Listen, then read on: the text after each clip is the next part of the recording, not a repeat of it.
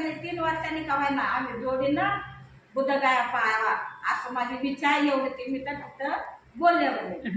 पण त्याच्यावर बसले होते म्हणजे काय भारी तुम्ही शब्द काढा काय करताय तुम्ही आडाले आहेत पण खूप हुशार आहात म्हणजे. बरोबर. बोलल्यावर मग त्याला आनंद झाला. मग हसी खेळत आलं. तिथं आल्यावर त्याच्यावर 2 वर्ष 1 वर्षाने त्यावेळेस म्हणले काय करतात जीवन घेते का तर म्हणलं गुरुजी आता तुमच्या हातात आहे ते माझ्या तर काय हातात नाही. मग आले म्हणले काय करताय बुद्ध गायला जाते कुठं जाते तुम्ही काय करतात.